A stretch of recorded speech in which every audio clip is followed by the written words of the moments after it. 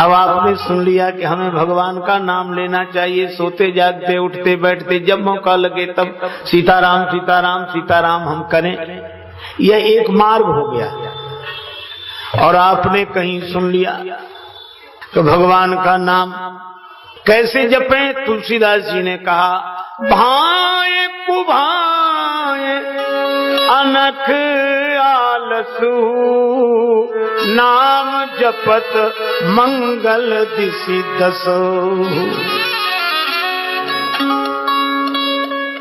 आपका मन लगे न लगे, आप भजन में लगे रहो। अच्छा देखो, महापुरुषों ने कहा कि आग है, आग में आप मंत्र बोलकर आहुति देते हैं और अग्नि उस आहुति को अपना रूप बनाती है, जलाती है। पूरी एकाग्रता से मंत्र से आप स्वाहा स्वाहा करते हैं तो अग्नि उस वस्तु को जलाती है। अच्छा मान लो आपका मन न लगे, मंत्र भी याद ना हो, धोखे से आपका गमछा आग में गिर जाए तो आग जलाएगी कि नहीं? आग यह तो नहीं कहेगी कि तुमने मंत्र नहीं जपा, तुमने एकाग्रता से नहीं डाला, तुमने स्वाहा स्वाहा नहीं कहा, तुम नहा के नहीं बैठे। अग्नि यह सब नहीं कहेगी। अरे अग्नि का तो स्वभाव है जलाना। इसी तरह अग्नि जब आपसे एकाग्रता की आशा नहीं रखती तो भगवान का नाम भी आपसे एकाग्रता की आशा नहीं रखता। जबई नाम हृदय धरा भया पाप का नाश, जैसे चिनगी आग की परी पुराने घास। इसलिए आप तो बिना कुछ परवाह किए जप करते रहो, भजन करते रहो। अब यह आपका एक मार्ग हो गया, ठीक है? अपनी निष्ठा में दृढ़ रहो। अब आपने सुन लिया क्या? कबीरदास जी कहते हैं, माला तो कर में फिरे जीभ फिरे मुख माही, मनुआ तो चौदिसी फिरे यह तो सुमिरन नाही। हाथ में माला फिरे, जीभ मुख में फिरती रहे, मन चारों तरफ घूमता रहे, ये कोई सुमिरन है? ये कोई जप है? अब आप माथा पकड़ के बैठ गए। अब अपने पर भी गिलानी हुई, रख दी माला। भजन की विधि सीखेंगे, कोई विधि अलग है इसकी। अब अपना छूट गया, दूसरा मिला नहीं। तब तक किसी ने कह दिया राम राम राम राम करने से क्या कल्याण हो गया? क्या शक्कर शक्कर बोलने से मुख मीठा हो जाएगा? शक्कर खाने से मुख मीठा होगा, शक्कर शक्कर बोलने से नहीं होगा। राम नाम कुछ अलग मर्म है, ये राम राम कहने से कुछ नहीं होगा। अब जितने ये कुतर्क आपको घेरते हैं और आप अपनी निष्ठा से डिग जाते हैं, ये सारे आप ऐसे समझिए कि दुनिया भर के कुतर्क हमारी निष्ठा की परीक्षा करने के लिए हैं कि हमारी निष्ठा दृढ़ है कि नहीं। इसलिए कभी भी अच्छा उनको गलत भी मत कहो। अब कबीर बाबा गलत नहीं कह रहे हैं, पर वो भाव की भक्ति की दृष्टि से नहीं बोल रहे हैं, वो विचार की दृष्टि से बोल रहे हैं। और तुलसीदास जी भाव की दृष्टि से बोल रहे हैं। तो विचार की नाव भी आपको पार ले जाएगी और भाव की नाव भी आपको पार ले जाएगी। लेकिन पहले यह निश्चय करो कि आप भाव की नाव में बैठे हो कि विचार की नाव में। और भाव की नाव में बैठे हो तो विचार की नाव का खंडन मत करो और न उससे प्रभावित हो। आप तो अपनी मस्ती में चले जाओ, इसका नाम भक्ति का मार्ग है। ये भक्ति पक्ष हठ नहीं सठताई, दुष्ट तर्क सब दूर बहाए। अरे जीवन बीता जा रहा है, हम निर्णय ही नहीं कर पा रहे, निश्चय ही नहीं कर पा रहे। क्या निर्णय करना, क्या निश्चय करना? बस सोते जागते उठते बैठते भगवान हम आपकी शरण में हैं, आपका नाम ले रहे हैं, कुसंग का परहेज कर रहे हैं। बस बिगड़ी जन्म अनेक की अब ही सुधरे आज, होए राम को नाम जप तुलसी तज को समाज। राम जी की शरण में रहकर राम जी का नाम लेना और कुसंग का परित्याग करना, बस यह एक मार्ग हो गया। इसी मार्ग के आधार पर हमें चलना चाहिए। या इसी तरह के जो मार्ग हैं, कोई एक मार्ग, भक्ति पक्ष हठ पर नहीं सठताई, दुष्ट तर्क सब दूर बहाई। आप सवेरे जाग गए, बड़ी अच्छी बात है, पर जो नहीं जागे, एक आदमी सवेरे सवेरे जाग गया, उसके एक मित्र थे जो रोज सवेरे जागकर भगवान का भजन करते थे। उस मित्र ने कहा कि भैया हमको भी जगा लिया करो। उसने कहा अच्छा जगा ले। दूसरे दिन वो जागा और उसने उसे भी जगाया, और वो पहले वाला आदमी जागकर भगवान का नाम लेने लगा, और ये जो दूसरा वाला था ये जागा। अब इसने इधर उधर देखा, कई लोग सो रहे थे। अब इसने शुरू किया, कैसे पापी लोग हैं, अब तक सो रहे हैं, जगे नहीं है, इन्हें क्या मनुष्य जीवन जीने का फल मिला, ये तो सो रहे हैं, पापी हैं, नरक जाएंगे, इनकी तो जिंदगी खराब हो गई, इनका ये। तो पहले वाले ने कहा कि हमसे गलती हो गई जो हमने तुम्हें जगा दिया। अरे तो तुम जागे इसलिए थे कि इन सोते हुओं को देखो और इनको गाली दो, इनका विरोध करो। अरे तुम तो जागे थे भगवान का भजन करने के लिए, इसीलिए भैया तुम्हें जीवन मिला है भगवान का भजन करने के लिए, दुनिया भर की बुराइयां देखने के लिए जीवन नहीं मिला। उनका अपना ढंग होगा, आप तो अपने। तेरे भावे जो करे भलो बुरो संसार, नारायण तू बैठ के अपनो भवन बुहार। भगवान ने इतने सुंदर वचन कहे, सुनत सुधा सम, सुनत सुधा सुधा सम वचन राम के, सुनत सुधा वचन राम के, सुनत सुधा।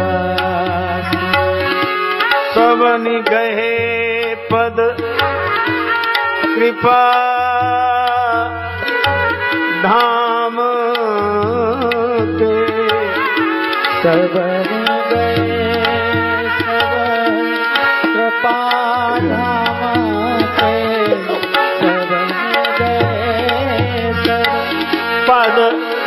कृपा धाम के, सोनत सुधा राम के, सोनत सुधा, सोनत सुधा, सोनत सुधा।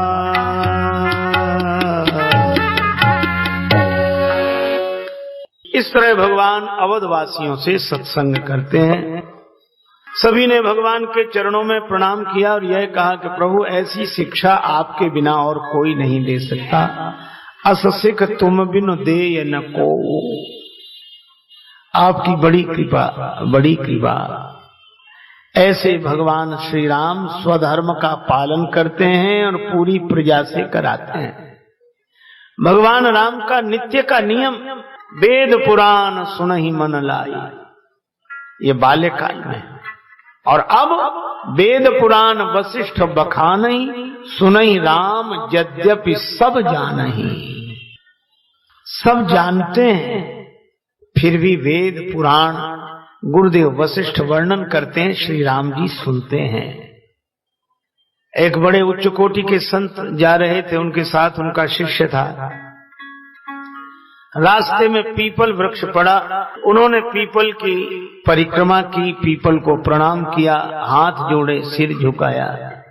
शिष्य बोला, महाराज आप तो इतने उच्च कोटि के, इतने बड़े महात्मा हो, आपको भी ये पीपल को परिक्रमा करना और प्रणाम करना जरूरी है क्या? महात्मा बोले, ये हम तुम्हारे लिए कर रहे हैं, हमारे लिए क्यों?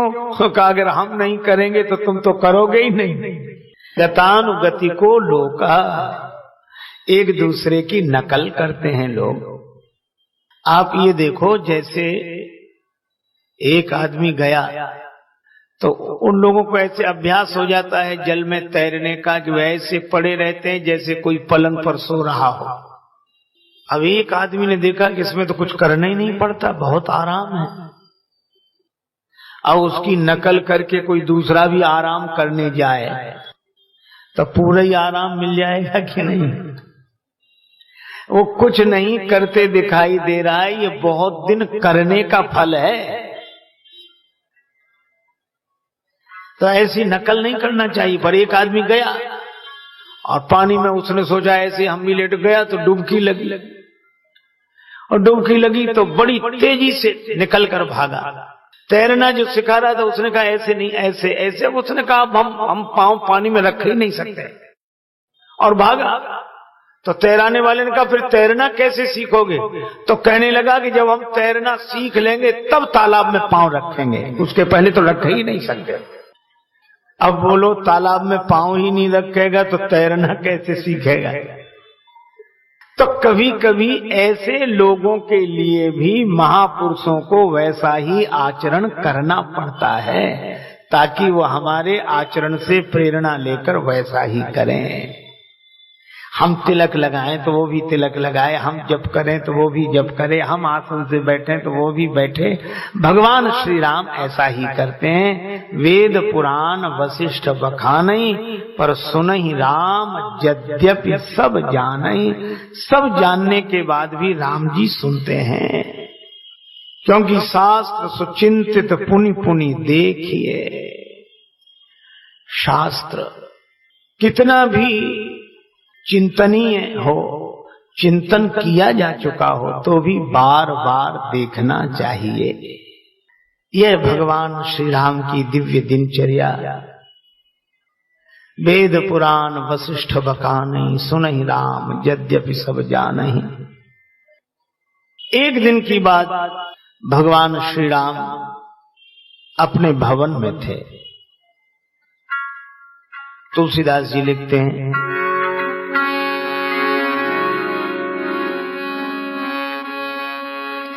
वशिष्ठ मुनि महाराज का आगमन हुआ। कहां? जहां राम सुख धाम सुहाई।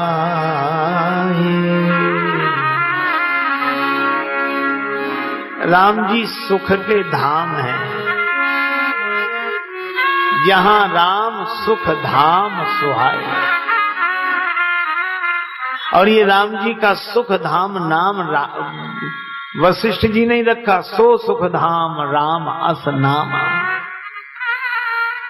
सुख धाम नाम से आरंभ और उत्तरकांड में विश्राम। जहां राम सुख धाम सुहाए। राम जी सुख के धाम है। इसका अर्थ है, मैंने कहा भी था, घर घर में बिजली होती है, लेकिन हर एक घर बिजली घर नहीं होता। बिजली घर के कारण घर घर में बिजली। इसी तरह धाम धाम में सुख है, पर सब सुख के धाम नहीं है, बल्कि सुख धाम के कारण धाम धाम में सुख है। गुरु वशिष्ठ जी सोचते हैं, सीकरते त्रैलोक सुपासी, जिसके बिंदु से सब सुखी हो रहे हैं, उस सुख सिंधु का दर्शन करें। श्री वशिष्ठ जी आए, राम जी ने प्रणाम किया, चरण धोए, गुरु जी बैठे रहे। राम जी ने चरणों में प्रणाम किया, तिलक किया, आरती उतारी, हाथ जोड़े, आशीर्वाद भी गुरु जी ने दिया। पर गुरु जी ने कहा कि राम, ये सब हो चुका? हाँ गुरुदेव, हो गया। अब अंदर कमरे में आओ। राम जी अंदर गए। गुरु जी ने कहा किवाड़ बंद करो। किवाड़ बंद हो गए। आसन वहां था। गुरु जी ने कहा कि राम तुम बैठ जाओ। राम जी ने कहा कि गुरुदेव, मैं आपके सामने बैठूं?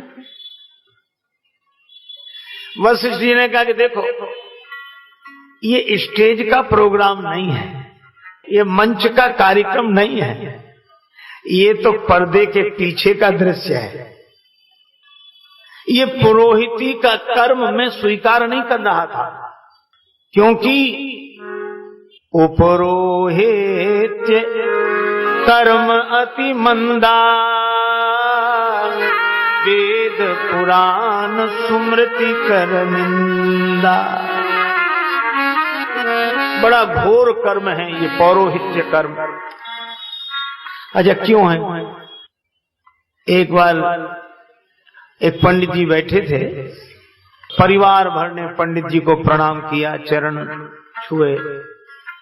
एक बेटा बैठा था, सो बुढ़िया आई, सो बुढ़िया ने 100 के 5 नोट निकाले, 500, और जो लड़का बैठा था उसके सिर पर ऐसे ऐसे किया, ऐसे सिर पर 5-7 बार ऐसे ऐसे किया, और बोले ले पंडित जी। पंडित जी ने ले तो लिए, पर ये पूछा कि मैया ये ऐसे ऐसे क्या कर रही थी, ऐसे ऐसे ऐसे, ये 5 बार ऐसे करके तूने हमें दिए, इसका क्या मतलब? बुढ़िया बोली महाराज इसका ये मतलब है कि इस लड़के की अलाय बलाय संकट पाप ताप सब तुम्हारी जुम्मे। बोलो कितना कठिन कर्म, सब स्वीकार करो। श्री रामकृष्ण परमहंस जी महाराज से एक भक्त ने पूछा, बाबा आपको यह रोग हुआ है, आप इससे मुक्त नहीं हो पा रहे हैं, गले का कैंसर है, बोलते नहीं बनता, पानी निगलते नहीं बनता, इतनी पीड़ा हमसे नहीं देखी जाती है, ये आप जैसे महात्मा में कोई दोष नहीं है, फिर ये रोग क्यों हुआ? कोई पाप नहीं, फिर ये क्यों हुआ? पाप का फल रोग है। श्री परमहंस जी ने मुस्कुरा कर कहा कि देखो ये तुम सब लोगों की वजह से हुआ। कैसे? कहा कि तुम सब आके महाराज प्रणाम, महाराज प्रणाम, महाराज प्रणाम, महाराज प्रणाम, ये चरणों में बार बार प्रणाम हम कहते रहे, खुश रहो खुश रहो खुश रहो खुश रहो। तो इधर से जो खुश रहो तो उधर चला गया, पर जो उधर का दुख है उसे भोगेगा कौन? इसलिए मैं अपना ही नहीं तुम्हारा भी भोग रहा हूं। इसीलिए तो हमारे यहाँ पुरोहित की बड़ी महिमा है कि वो दूसरे का कर्म स्वयं स्वीकार करके भजन के द्वारा अपना मिटाए और उसका मिटाए। इसीलिए बंदो प्रथम महीसुर चरणा, मोह जनित संशय सब हरणा। ये पुरोहित कर्म बहुत कठिन कर्म है, बहुत। वशिष्ठ जी कहते हैं ये पौरोहित्य कर्म में स्वीकार नहीं कर रहा था, वेद पुराण स्मृति सब इसकी निंदा करते हैं। लेकिन ब्रह्मा जी ने कहा जब न ले तब कहे विधि मोही, कहा लाभ आगे सुत तो ही।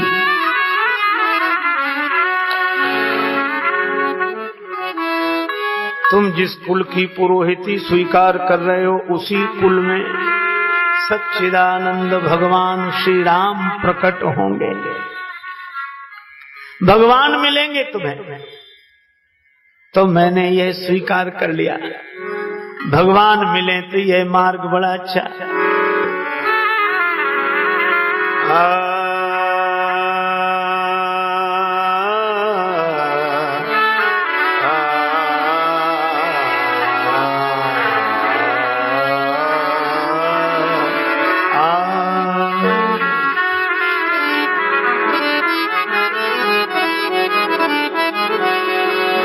मैं प्रतीक्षा करता रहा, अनेक राजाओं का पुरोहित बना रहा। धीरे धीरे महाराज दशरथ का भी पुरोहित रहा, और एक समय आया तब सच्चिदानंद भगवान प्रकट हुए, और आपके प्रकट होते ही मेरा मन आनंद से भर गया।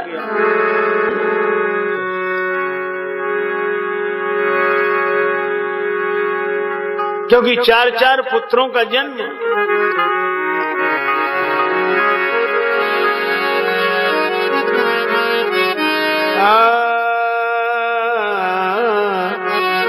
चार चार प्रगटे ललनवा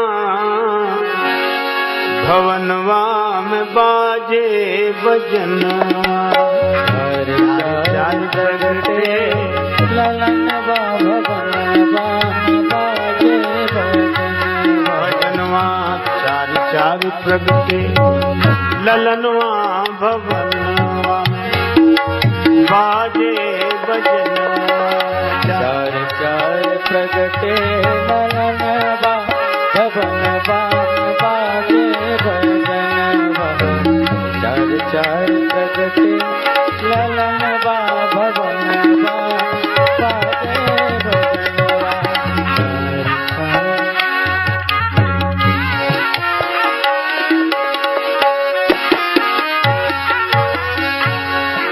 चार चार पुत्रों का जन्म हुआ और ऐसे लगा कि भगवान ही चार रूपों में आ गए और इतने सुंदर सुंदर। दुई सुत नीलमणि छवि छीनत, दुई सुत कंचन बरनवा भवनवा बाजे बजनवा। सुत कंचन बरनवा भवनवा में बाजे बजनवा। चार चार प्रगटे ललनवा भवनवा में बाजे बजनवा। चार चार प्रगटे ललनवा भवनवा में बाजे बजनवा।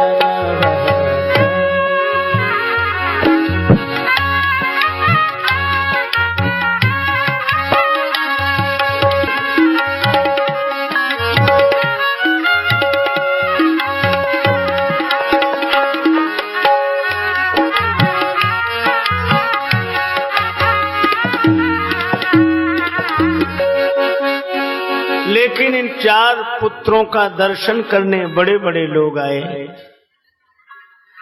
और सबने बड़े भक्ति भाव से प्रेम से दर्शन किया। पर मेरी विडंबना यह कि मैं जानता रहा कि तुम भगवान हो। मुझे समझ में आ गया कि तुम सच्चिदानंद प्रभु हो, लेकिन मैं तो तुम्हारे कुल का पूज्य था, पुरोहित था, इसलिए मुझे वही सब करना पड़ा। मैं तुम्हारा गुरु बना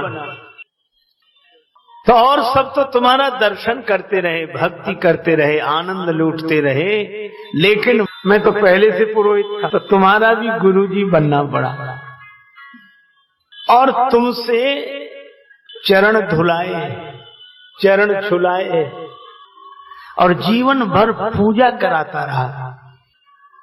अच्छा एक बात बताओ श्री राम, क्या मैं नहीं जानता था कि तुम भगवान हो? पर यह जानने के बाद मेरा साहस तो देखो कि भगवान से पूजा कराता रहा, भगवान से प्रणाम कराता रहा। तुम्हें पता है जब तुम्हारा विवाह होकर आया, मुझसे महाराज दशरथ ने कहा कि कुछ मांग लो, यद्यप सब तुम्हारा ही है, पर पुरोहित हो तो कुछ मांग लो। मैंने नेग मांग लिया, पर क्या मांगा किसी को पता नहीं लगा। तुलसीदास जी कहते हमको भी पता नहीं। नेग मांग मुनि नायक लीना, पर नेग में मांगा क्या यह पता नहीं। तुलसीदास जी बोले लेकिन जो इन्होंने नेग में मांगा होगा वह लेकर ये जाएंगे, तो ये घर क्या लेकर जा रहे हैं हम देखेंगे। तो जब वशिष्ठ जी घर जाने लगे तो देखा क्या गया, उरधरी राम ही सीय समेता हरसि कीन्ह गुरु गवन निकेता। श्री सीताराम जी को हृदय में रखकर ले गए। तुलसीदास जी बोले बस यही नेक मांगा इन्होंने। ये दो चंद बसोर मेरे, ये दो चंद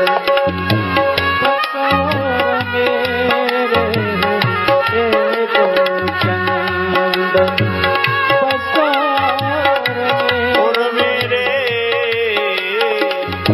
ये दो चंद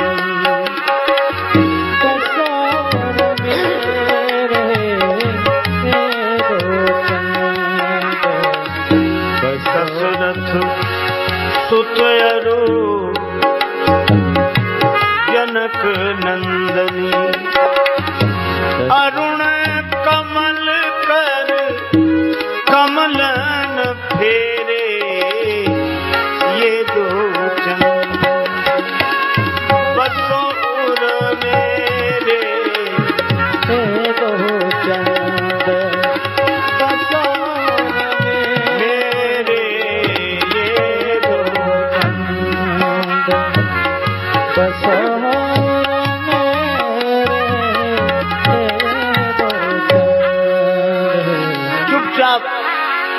श्री राम जी आपकी और श्री जानकी जी की मूर्ति मन में बसाए रहा, हृदय में ध्यान करता रहा, लेकिन आपकी लीला में भूमिका तो पुरोहित की मिली थी, इसीलिए पूजा कराता रहा।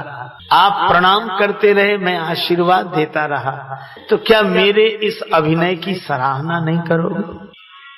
राम जी ने कहा, गुरुदेव आपको प्रणाम है। गुरु जी बोले, प्रणाम तो तुम बाहर कर चुके, अब मैं कर रहा हूं तुम्हें प्रणाम। एक बार वशिष्ठ मुनि आए, जहां राम सुख धाम सुहाए। वे यही कहते हैं, हे राम, मैंने जीवन भर तुम्हारे गुरु का अभिनय किया है, तो इस अभिनय पर प्रसन्न होकर पुरस्कार में मुझे आप अपने चरणों की भक्ति प्रदान करो, यही मैं चाहता हूं। आपकी लीला में अभिनय किया है आपके गुरु जी का, और इतना साहस, तो अब आप भी कृपा करके अपने चरणों की भक्ति प्रदान करें। कबहु घटे जनि नेह, आपके चरण कमलों में सदा प्रेम रहे।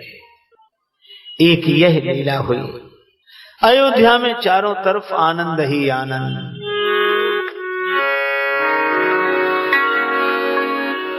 दुई सुत सुंदर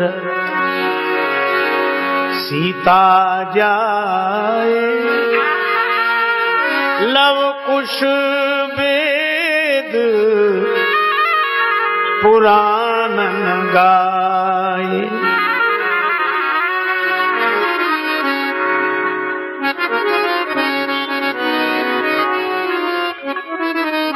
श्री सीता माता के वनगमन की कथा श्री तुलसीदास जी ने लिखी नहीं है। श्री रामचरितमानस का इस सत्य को स्वीकार नहीं करते हुए दिखाई देते हैं, लेकिन दूसरे का मत है तो खंडन भी नहीं किया है। दो दो पुत्रों का जन्म सभी भाइयों के यहाँ हुआ, तो भाइयों का नाम है। दुई दुई सुत सब भ्रातन के रे, भय रूप बलशील घनेरे। अजब प्राय बेटे का परिचय पिता के नाम से दिया जाता है। ये उनके पुत्र हैं, ये उनके पुत्र हैं, ये उनके पुत्र हैं। तो भाइयों के यहाँ जन्म लेने वाले पुत्रों का परिचय पिता के नाम से। दुई दुई सुत सब भ्रातन केरे। लेकिन श्री लव और श्री कुश के जन्म का वर्णन करते हुए तुलसीदास जी राम जी के नाम का उल्लेख नहीं करते।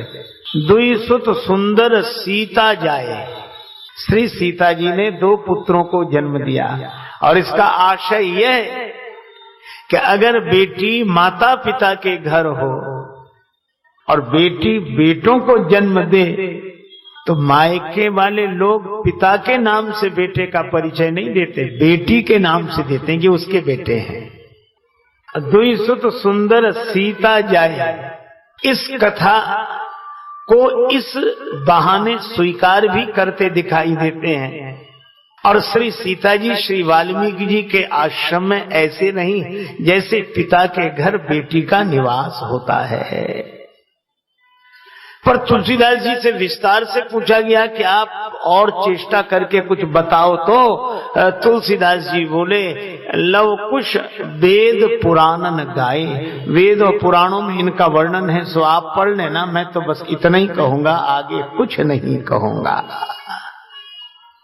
क्योंकि तुलसी यदि साहस कर पाते तो पूरी धरती लिख जाती।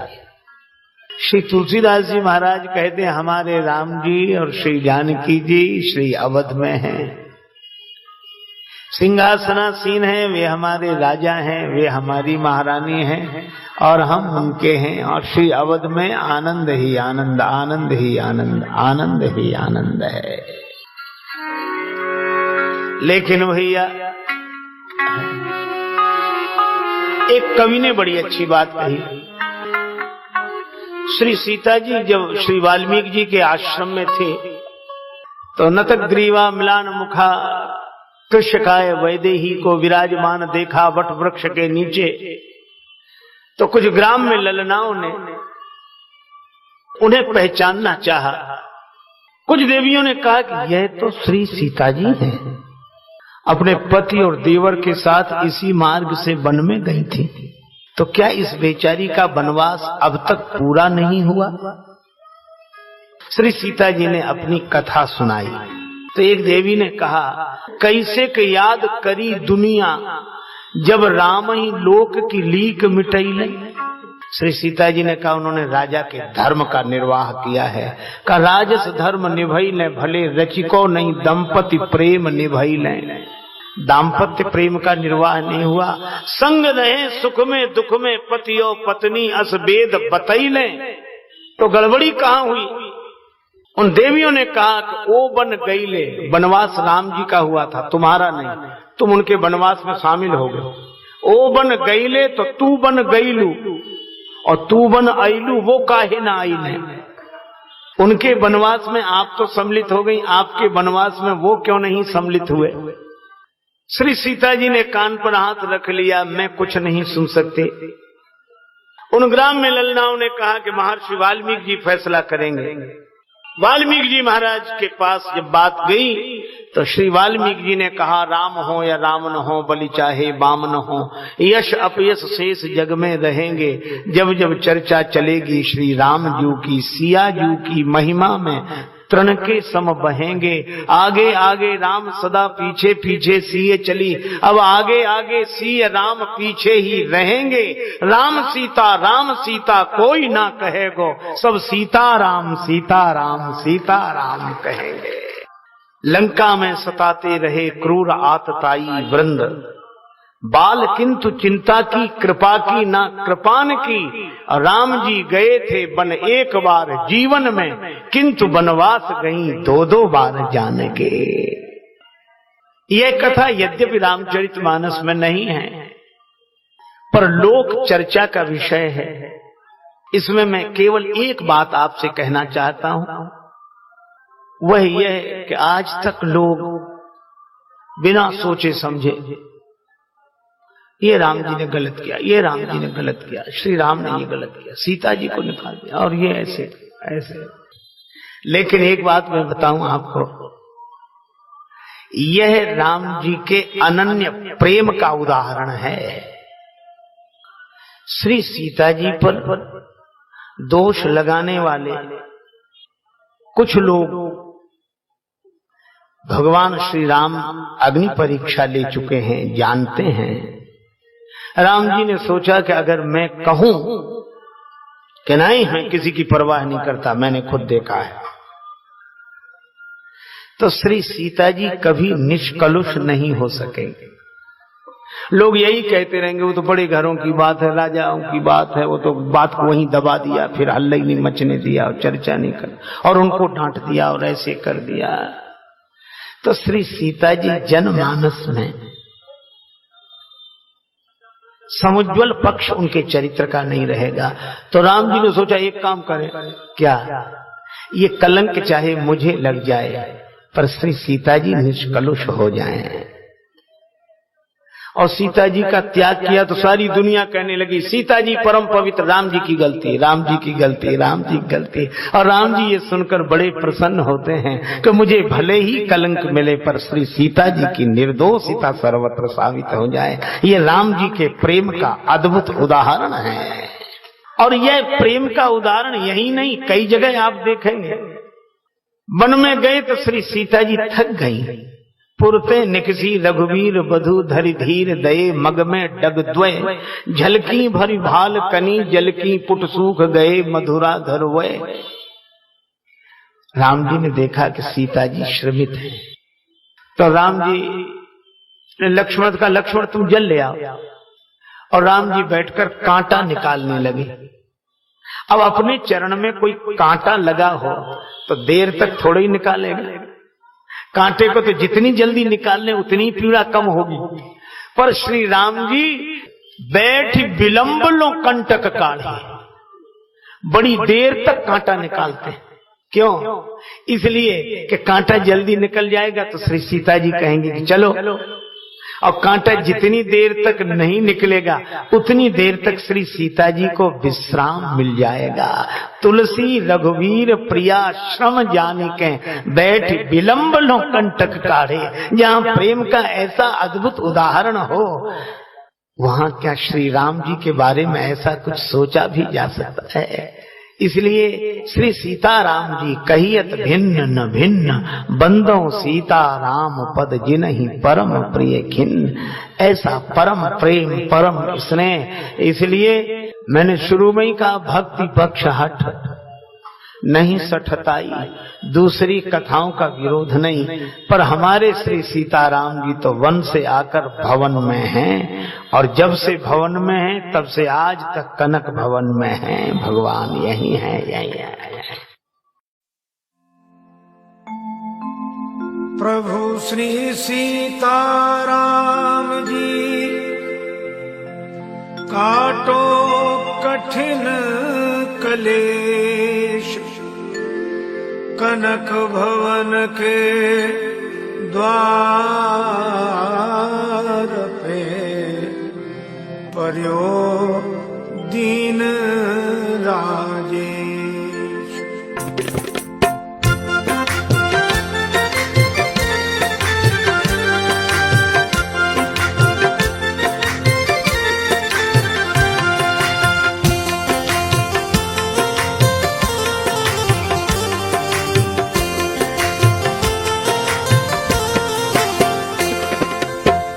कनक भवन दरवाजे पड़े रहो, जहाँ सिया राम जी विराजे पड़े रहो। कनक भवन दरवाजे पड़े रहो, जहाँ सिया राम जी विराजे पड़े रहो।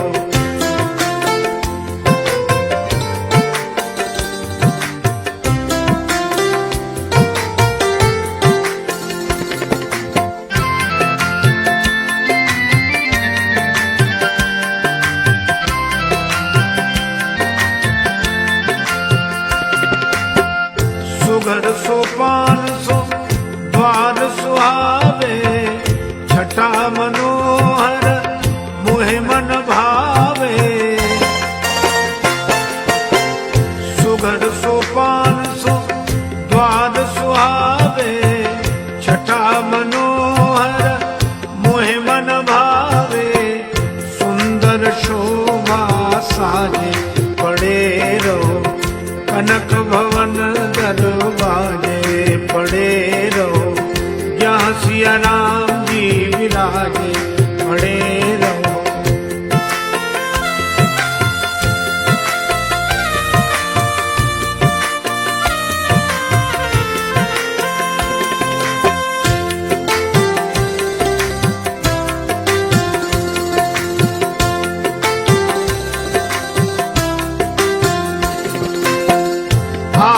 जात संत जन दरसत, दर्शन करके सुजन मन हरसत। आवत जात संत जन दरसत, दर्शन करके सुजन मन हरसत देखत कलिमल भाजे पड़े रहो कनक भवन दरवाजे।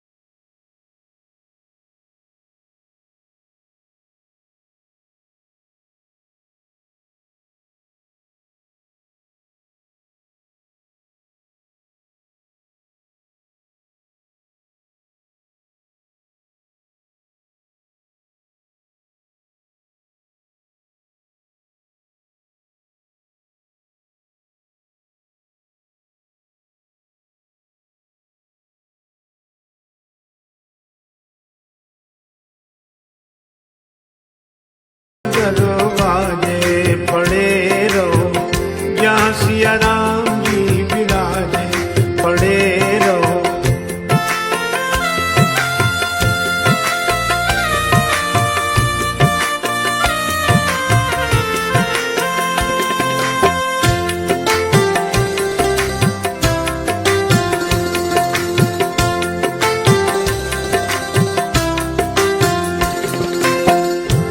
सिया राम रूप ही हारी लखी राजेश जाहि बलिहारी।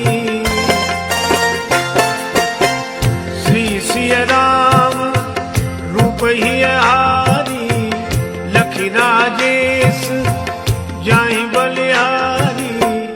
कोटि काम रति लाजे पड़े रहो कनक भवन दरवाजे पड़े रहो जहाँ सिया राम जी विराजे पड़े रहो कनक भवन दरवाजे पड़े रहो जहाँ सिया राम जी विराजे पड़े रहो कनक भवन दरवाजे पड़े रहो।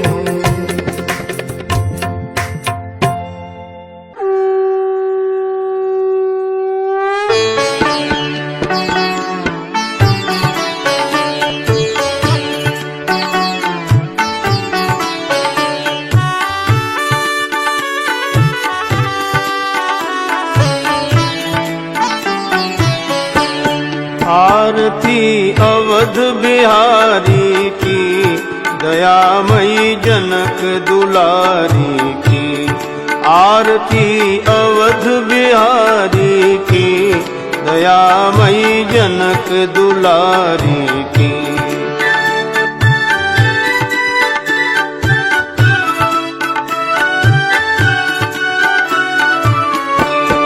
सिंहासन सोहे युगल सरकार परस्पर हंसी हेरत हर बार।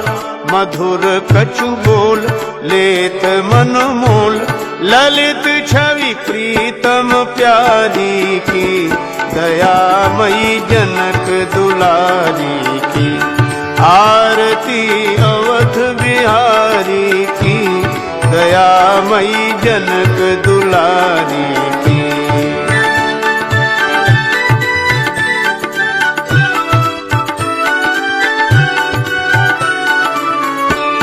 पलोटत पाए अंजनी लाल निरख पद पंकज होत निहाल।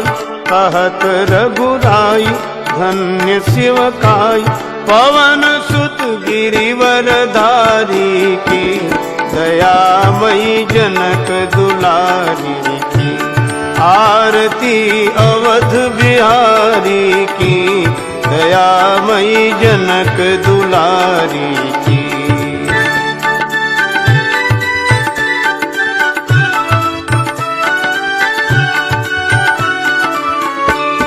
भरत जूठाले भाव विभोर लखन रिपु दमन लाल कर जोर। लखे मुख चंद लेत आनंद धन शोभा धनुधारी की। दयामयी जनक दुलारी की, आरती अवध बिहारी की, दयामयी जनक दुलारी की।